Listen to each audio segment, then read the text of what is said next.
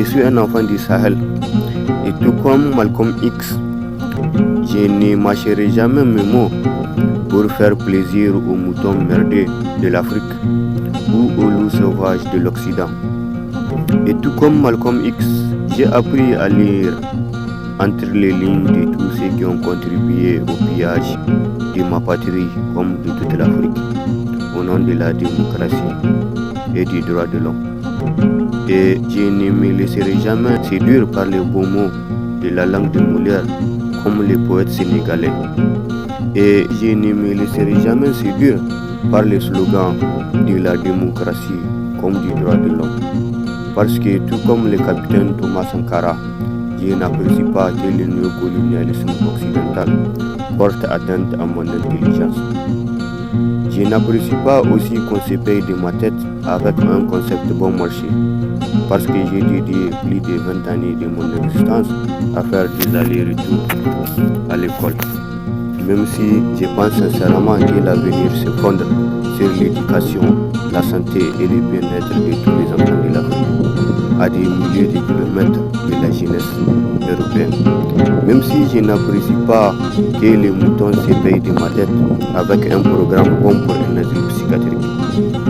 Même si j'ai passé plus de 16 années de mon existence dans un village constitué essentiellement de paysans, même si le ministère de l'Agriculture et de l'Élevage n'a jamais fait partie du quotidien de ces derniers. Même si je n'ai jamais cru à l'aventure nocturne du mouton de la maison avec la démocratie occidentale, même si je n'ai jamais cru à l'escalade diplomatique et chaotique de l'ONU avec tout son orchestre des conseils de sécurité, même si je n'ai jamais apprécié l'histoire de la démocratie africaine et occidentale, même si je n'ai jamais cru à la bonne foi chrétienne durant la colonisation, parce qu'elle n'a pas hésité à jouer à la reine du silence face à la sauvagerie du colonisateur. Même si le néocolonialisme est juste dédié à faire les basses besognes de la démocratie française et européenne, et même si l'esclavage moderne d'un certain nombre de moutons de la maison a permis de satisfaire les caprices de l'économie française et européenne en toute impunité, et au-delà de toutes ces vies emportées et déracinées par les bateaux négriers, même si le concept du droit de l'homme n'a jamais fait partie du Conseil de sécurité de l'ONU, même si je pense sincèrement que le droit de l'homme est juste un slogan à la portée de tous les soi-disant défenseurs de la démocratie nouvelle et révolutionnaire, des manœuvres dilatoires, des esclavagistes de la veille, comme de tous ces loups qui ont saigné et suivi la virginité africaine, comme de tous ces loups sauvages qui ont attaqué la Libye pour mettre fin à la vie du Guinée. Même si je pense aussi que le concept de la reconnaissance n'a jamais fait partie du vocabulaire de la France comme de l'Europe pendant et après la Seconde Guerre mondiale, et surtout quant à l'engagement de tous les enfants de l'Afrique qui se sont portés volontaires pour lutter contre la folie du nazi, qui se sont portés volontaires pour répondre à l'appel de la résistance du général de Gaulle. Et c'est malgré la violence et le sadisme de la colonisation. Et même si je pense que l'ingratitude d'un pays dit des droits de l'homme n'a pas épargné la vie et l'espoir de ces tireurs sénégalais massacrés dans les camps de Tchoré, et même si les délires d'un pays dit des droits de l'homme courent tout droit à l'âge de la pierre,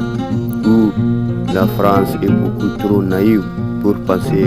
que les moutons continuera les manœuvres dilatoires de l'Europe et des États-Unis. Même si la mégalomanie d'un pays dit de la liberté court tout droit dans un asile psychiatrique, où le pays de l'oncle Sam est beaucoup trop tordu pour penser que chanter la liberté tout en demeurant combatif vis-à-vis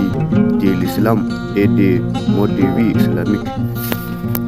n'est pas contraire au principe de la laïcité. Même si la carrière de l'OTAN est l'une des rares fonctions qui peuvent concourir aux causes immédiates d'une troisième guerre mondiale. Même si le droit de veto est l'un des privilèges les plus inconséquents pour la paix et la sécurité aux quatre coins du globe. Et même si les néocolonialismes français et européens sont des preuves manifestes de toutes les atteintes aux droits de l'homme comme de la démocratie. Même si